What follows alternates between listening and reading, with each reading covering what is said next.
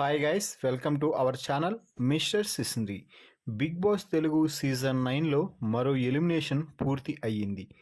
ఈ వీక్ ఎలిమినేషన్లో భాగంగా రమ్య మోక్ష ఎలిమినేట్ అయ్యి బిగ్ బాస్ హౌస్కి గుడ్ బై చెప్పేసి బయటకైతే వచ్చేసింది. ఎలిమినేషన్ను ప్రకటించగానే రమ్య ఎమోషనల్ అయ్యి కన్నీళ్లు పెట్టుకుంది.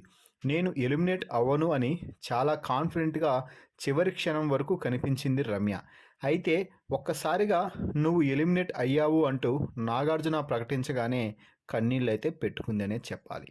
ఆ తర్వాత స్టేజ్ పైకి వచ్చి తన బ్యూటిఫుల్ జర్నీ వీడియో చూసుకొని ఆ తర్వాత ఆనవాయితీ ప్రకారం బిగ్ బాస్ బజ్లో అయితే పాల్గొనడం జరిగింది.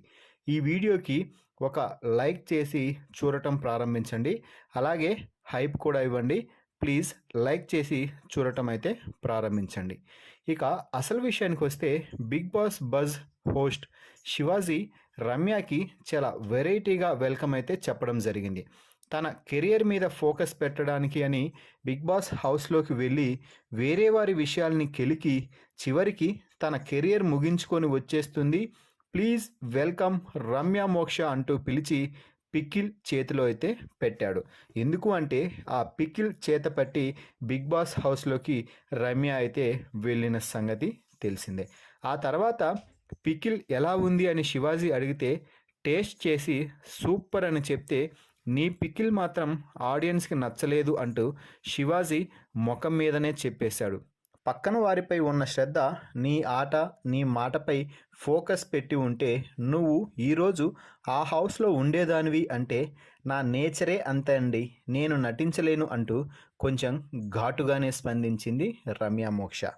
ఆ తర్వాత దివాళీ ఎపిసోడ్లో హైపర్ ఆది అందరి గురించి ఫీడ్బ్యాక్ చెప్తూ నీకు చెప్పినప్పుడు కనీసం రెస్పెక్ట్ ఇవ్వాలి కదా, నీ గేమ్పై ఫోకస్ చెయ్యి, పక్కవారి విషయాలు ఎందుకు అంటే ఓకే అంటే సరిపోద్ది కదా, ఆయన ఏమైనా తోటి కంటెస్టెంట్ అనుకున్నావా, ఒక గెస్ట్గా వచ్చి ఇన్పుట్స్ ఇస్తే తీసుకోకుండా పొగరు చూపించావు ఎందుకు అని అడిగితే ఆయన చెప్పింది నాకు నచ్చలేదు అంటే నువ్వు కూడా ఆడియన్స్కి నచ్చలేదు అందుకే బయటకు తోసేశారంటూ మొఖమాటం లేకుండా మూతి మీదే చెప్పేశాడు శివాజీ. ఏదైనా ముఖం మీద చెప్పే నువ్వు పవన్కి మాత్రం పక్కన కూర్చోబెట్టి రీతుతో వద్దు బ్యాడ్ అవుతుంది అని సాఫ్ట్గా చెప్పి తనూజ కళ్యాణ్ గురించి మాత్రం వెనుక మాట్లాడటం ఎందుకు అని ప్రశ్నిస్తే అక్కడ ఉన్నదే చెప్పాను అంటే అదే ముఖం మీద ఎందుకు చెప్పలేదు అంటూ సూటిగా అడిగేసరికి నోరు మూతమడిపోయింది రమ్య మోక్షాది.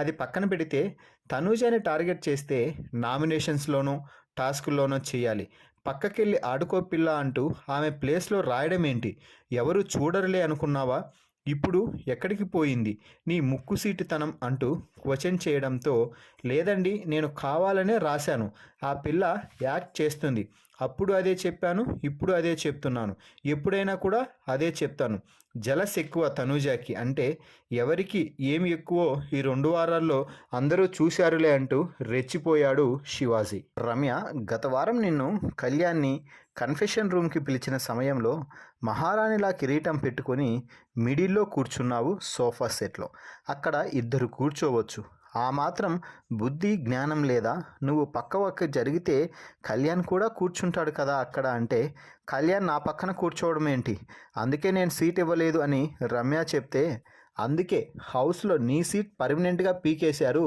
ఇక మీ ఇంట్లో ఒక్కదానివే కూర్చో అంటూ ఎటకారంగా మాట్లాడాడు శివాజీ.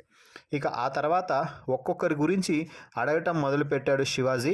తనూజ కళ్యాణ్లని బయట చూసి వచ్చావు, ఇప్పుడు లోపల చూశావు, నీ అభిప్రాయం ఏమిటి అని అడిగితే వాళ్ళు నటిస్తున్నారు సార్, కళ్యాణ్ అయితే కొంచెం భయపడ్డాడు కానీ తనూజ మాత్రం అదే తన గేమ్ అని నిరూపిస్తుంది కదా సార్, తనూజ పచ్చి దొంగ పిల్ల నటించేస్తుంది ఫేక్ పిల్ల అంటూ మళ్ళీ బజ్లో కూడా అదే పరాయణం అయితే చేసిందనే చెప్పవచ్చు. ఇక సుమన్ శెట్టి గురించి అడిగితే హౌస్లో అమాయకుడు, అందుకే నేను ఆయనతో మాత్రమే కలిసిపోయాను అని రమ్య అంటే సుమన్ శెట్టికి బాగా ఫేమ్ ఉంది, ఆయనతో ఉంటే నువ్వు నామినేషన్స్లో ఉన్న సమయంలో ఆయన ఓట్లు నువ్వు గ్రాఫ్ చేయొచ్చు అనే కదా అంటూ శివాజీ ఇరుకును పెట్టే ప్రయత్నం చేస్తే నేనేం బాండింగ్స్ పెట్టుకోలేదండి, అందుకే సుమన్ గారిని అన్న అని కానీ నాన్న అని కానీ ఏమీ పిలవలేదు, సుమన్ గారు అని మాత్రమే పిలిచేదాన్ని అంటూ చెప్పుకొని అయితే వచ్చింది రమ్య మోక్ష. ఇక మాధురిపై నీ అభిప్రాయం ఏమిటి అని ప్రశ్నిస్తే, హౌస్లోకి వచ్చిన 2-3 రోజులు బాగా ఆడింది, ఆ తర్వాత తనూజ తోకలా మారిపోయింది అంటూ సంచలన వ్యాఖ్యలు చేసింది. ఇక ఇమ్మాన్యుయల్ గురించి అడిగితే, అమ్మా అమ్మా అంటూ చాలా సేఫ్ గేమ్ ఆడుతున్నాడు, కానీ మంచిగా ఇంట్లో నవ్విస్తున్నాడు అంటూ ఇమ్మాన్యుయల్ గురించి కొంచెం పాజిటివ్గా అయితే చెప్పింది. ఇక రీతు డెమాన్ గురించి ఏం చెప్తావంటే, బయటపడని భగ్న ప్రేమికులు అంటూ హాట్ కామెంట్స్ చేసింది అలేఖ్య చిట్టి పికిల్స్ రమ్య. ఫైనల్గా రమ్య, నువ్వు ఇంట్లోకి వెళ్ళగానే శ్రీజని బయటకు పంపేశారు, ఎందుకు మీకు స్ట్రాంగ్ కంటెస్టెంట్స్తో పోటీ పడే శక్తి లేదనుకున్నారా అని ప్రశ్నిస్తే, అలా ఏం లేదు, శ్రీజ గేమ్ కానీ ఆమె అరుపులు నాన్ సెన్స్ అంటూ అందుకే పంపేశాను అంటూ చెప్తే, మళ్ళీ మీరే అన్నారు కదా లోపల ఒకానొక టైంలో స్ట్రాంగ్ కంటెస్టెంట్స్తో గేమ్ ఆడాలి కానీ వీక్ కంటెస్టెంట్స్తో ఆడితే ఏముంటుంది మజా అని, అలాంటప్పుడు శ్రీజని మీరు ఎలిమినేట్ చేయకుండా ఉండాల్సింది, ఉన్నింటే కదా మీ సత్తా ఏమిటో తెలిసేది అంటూ మాట్లాడటంతో, అప్పుడు అలా జరిగిపోయింది అండి అంటూ మాట మార్చే ప్రయత్నం అయితే చేసింది రమ్య.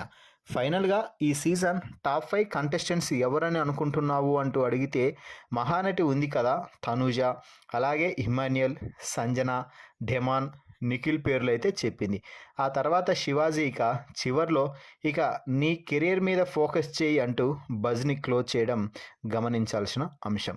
సో మొత్తం మీద బిగ్ బాస్ బజ్లో శివాజీ అడిగిన ప్రశ్నలపై, అలాగే రమ్య మోక్ష ఇచ్చిన పదునైన ఆన్సర్పై మీ అభిప్రాయాన్ని కామెంట్స్ రూపంలో తెలపండి. అలాగే మరిన్ని బిగ్ బాస్ లైవ్ అప్డేట్స్ కోసం మన ఛానల్ని చూస్తూ ఉండండి. Please subscribe our YouTube channel mister సిసింద్రి.